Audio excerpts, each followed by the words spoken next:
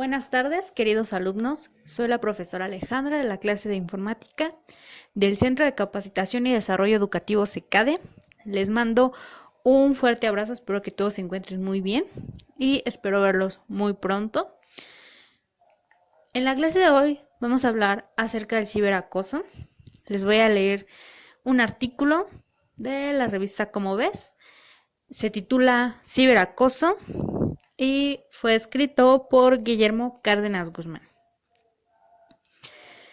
En la convivencia escolar, los estudiantes con frecuencia se hacen bromas pesadas, les ponen apodos a sus compañeros y reciben con novatadas a los alumnos de nuevo ingreso. ¿Qué distingue la simple broma estudiantil de un acto de bullying o acoso? Para Eduardo Weiss, del Departamento de Investigaciones Educativas del Centro de Investigación y Estudios Avanzados, CINVESTAP, hay dos características principales. El hecho de que la víctima sea más vulnerable que el agresor y que la conducta hostil se presente en forma repetida. Una sola pelea o un insulto ocasional no se consideran acoso. Milagros Figueroa Campos, catedrática de la Facultad de Psicología de la UNAM, coincide con esta definición. Para ella, el bullying es toda agresión deliberada que un individuo o grupo ejerce sobre alguien de manera reiterada y sistemática. Esto sucede entre tres tipos de participantes: agresores, víctimas y espectadores activos o pasivos. Cuando el hostigamiento se extiende a los medios digitales mediante mensajes de correo electrónico o de teléfono celular, blogs y redes sociales, entonces se considera acoso cibernético. Aunque el intervalo de edades fluctúa, por lo regular, los afectados tienen entre 12 y 19 años.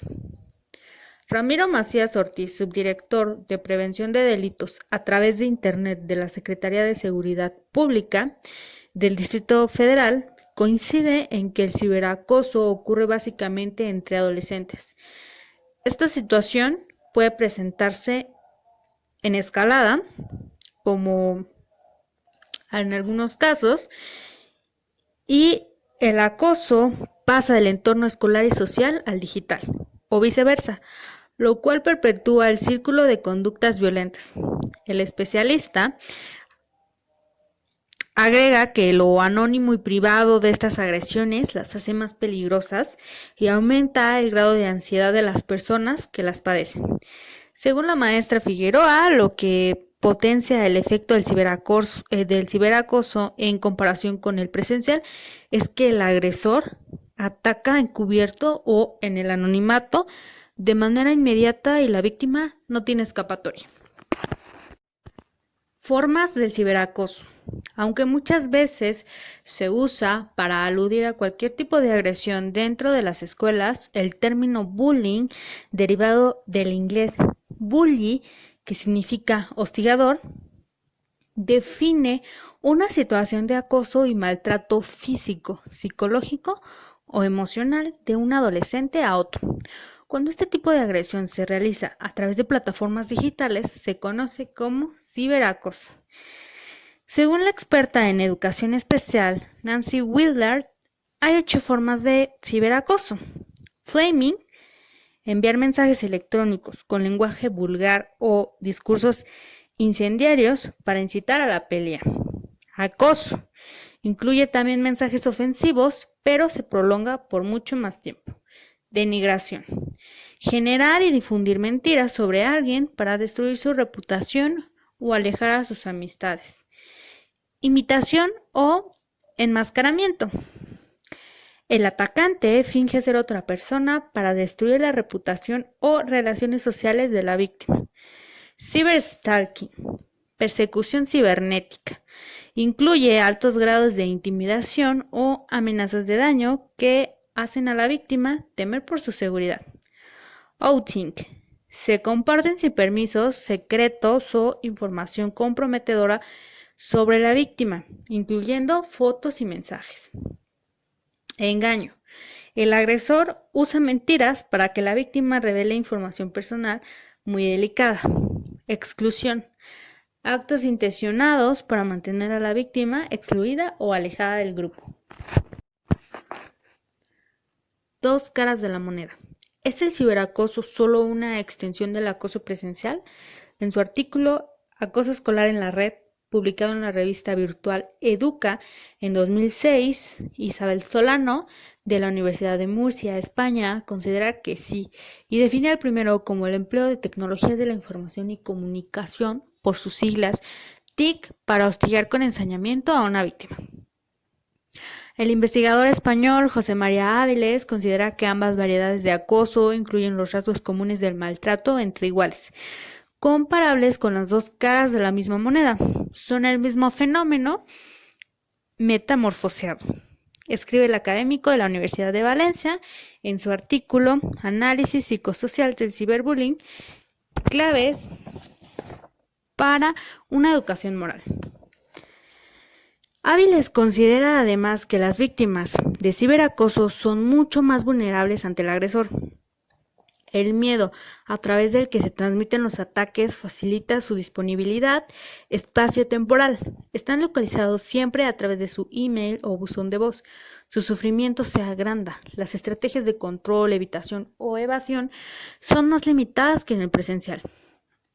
Los agresores, en cambio, disponen de más ventaja, pues no tienen que exponerse como en el bullying tradicional, añade el académico español. El medio virtual facilita la generalización del daño, su permanencia y la ampliación de la audiencia. Otro riesgo que hace más peligroso el acoso digital es que éste pueda adoptar formas más elaboradas, provenir de varios agresores y pasar inadvertido ante los profesores. Áviles señala que los ciberacosadores pueden tener una relación con sus maestros aparentemente buena y pasar más desapercibidos que quienes son agresores presenciales, tradicionalmente en papeles conflictivos e indisciplinados. A esto hay que añadir la brecha digital que suele haber entre adolescentes y adultos, las dificultades para rastrear a un usuario de medios digitales. Según Ramiro Macías, en el bullying presencial es mucho más fácil identificar al acosador, a la víctima y a los testigos, pero cuando se da a través de dispositivos móviles o internet no se sabe quiénes están incluidos o si el agresor es uno solo o varios. Lo más riesgoso del ciberacoso es el anonimato y la invasión de la intimidad. La Policía de Ciberdelincuencia Preventiva de la Secretaría de Seguridad Pública del Distrito Federal realizó el sondeo Hábitos de navegación a través de Internet en diferentes escuelas de nivel básico en la capital del país. En este sondeo halló que 30% de los menores encuestados fueron objeto de prácticas de acoso en las redes de comunicación digital.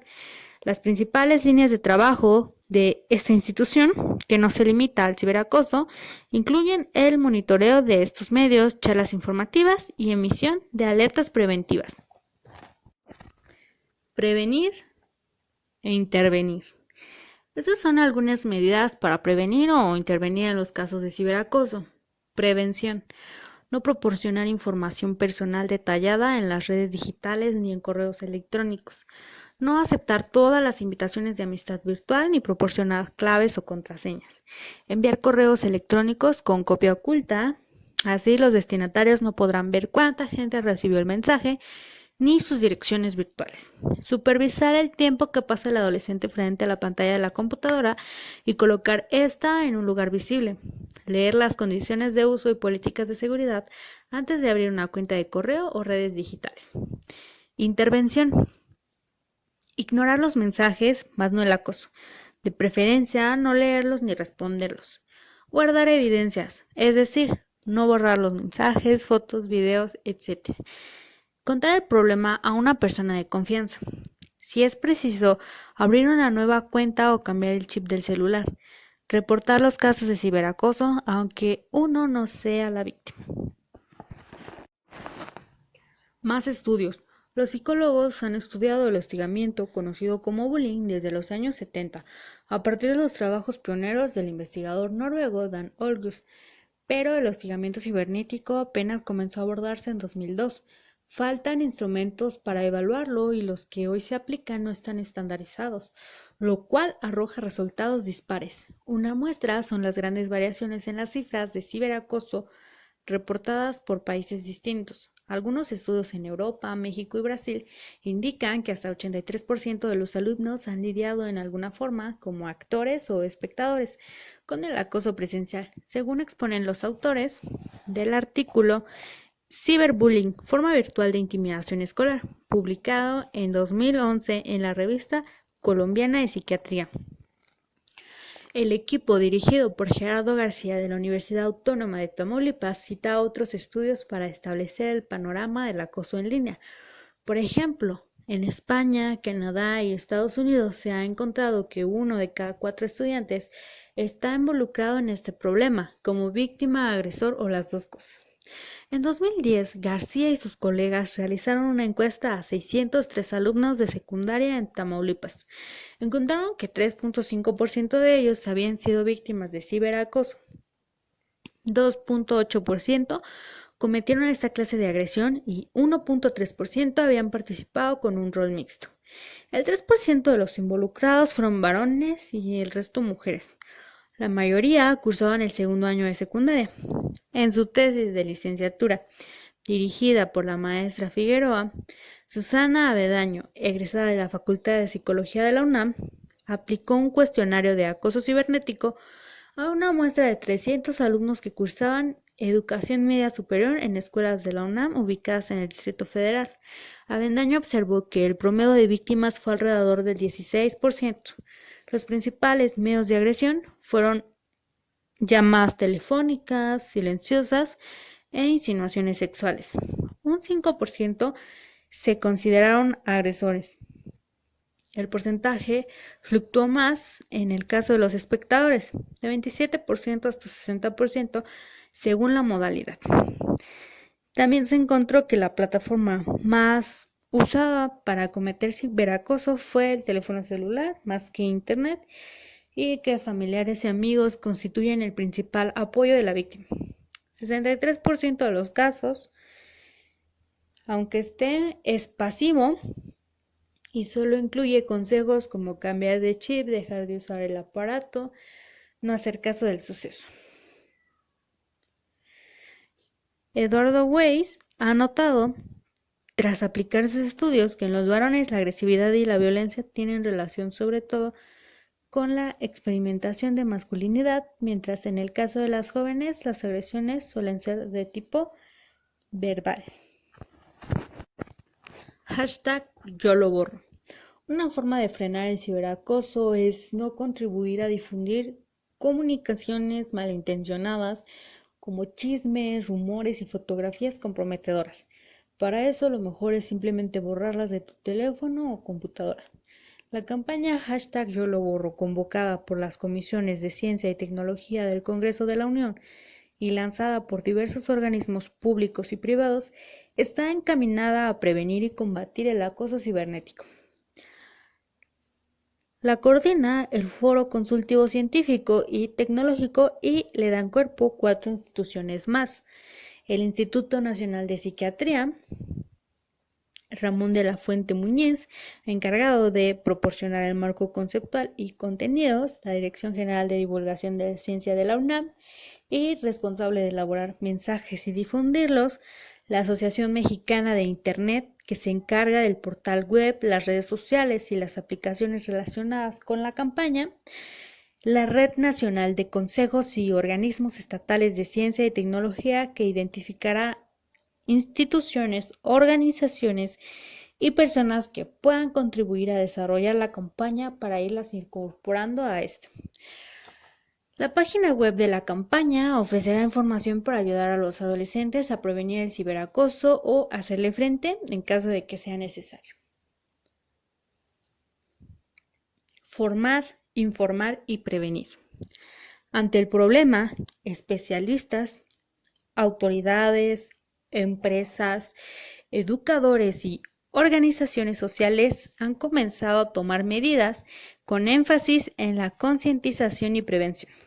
La Secretaría de Educación Pública firmó en 2014 un convenio con los estados que incluye 15 acciones para contener el acoso en las escuelas, así como identificar las más afectadas. También, el año pasado, miembros de los sectores académico, empresarial y del gobierno federal firmaron un acuerdo para promover el uso responsable de las TIC, lanzando la campaña de concientización #YoLoBorro, que fue convocada por las comisiones de Ciencia y Tecnología de ambas cámaras del Congreso. Por su parte, la Secretaría de Seguridad Pública capitalina emitió una alerta preventiva en la cual recomienda a los padres estar atentos ante cambios de conducta en sus hijos y, en caso de detectar ciberacoso, conservar las evidencias e informar a las autoridades. Todas estas acciones se enmarcan en diversas leyes, como la de protección de derechos de los niños, pero no existe legislación específica. Según Ramiro Macías, para legislar eficazmente se requiere una investigación que pueda dar soporte a la modificación legislativa. Los estudios de carácter científico pueden indicar el camino más seguro.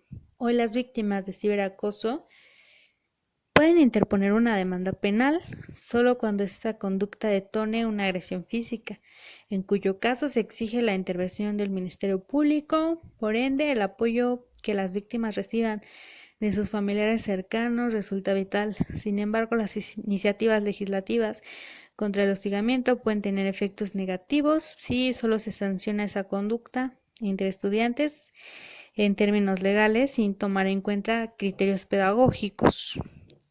La labor de las escuelas y maestros no debe confundirse con la del Ministerio Público. Su trabajo debe ser formativo y preventivo.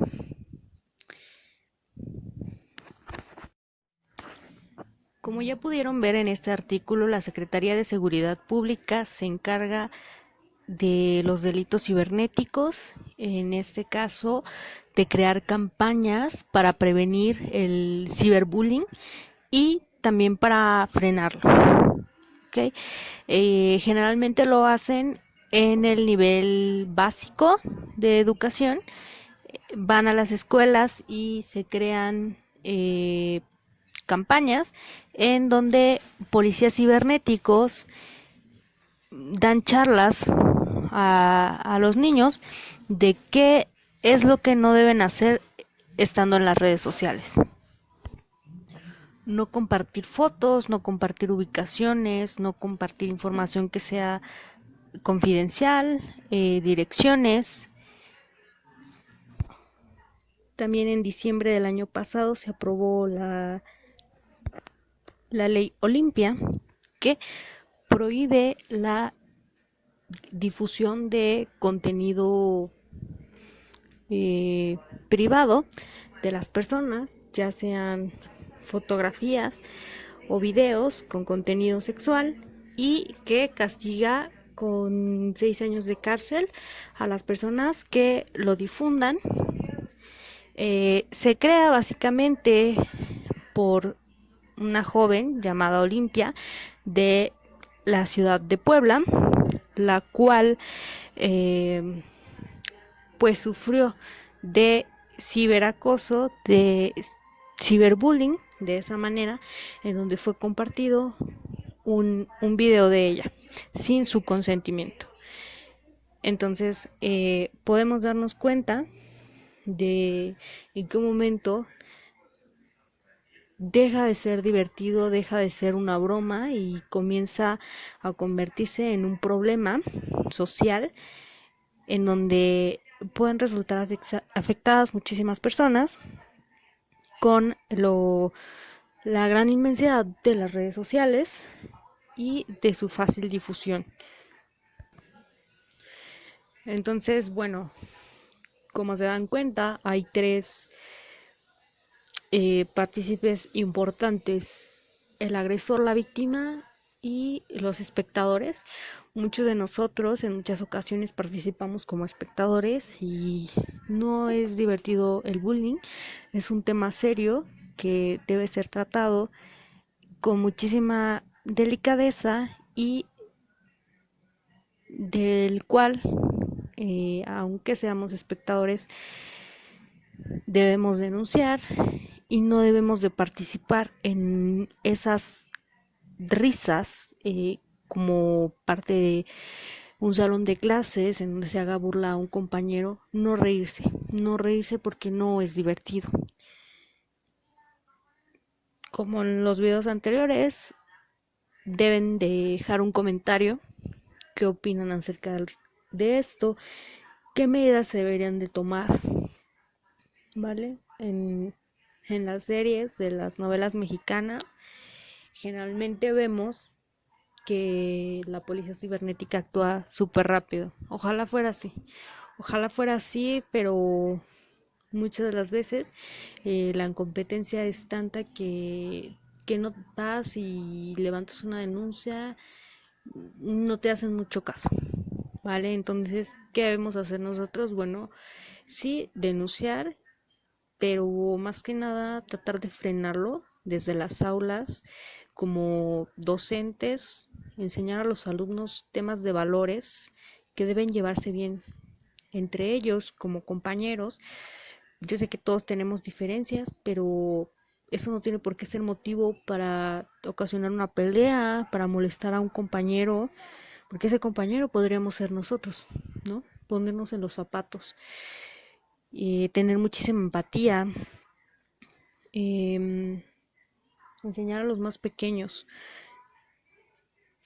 que deben saber convivir, porque al final del día formamos partes de la misma sociedad, no podemos vivir aislados, vivir al margen.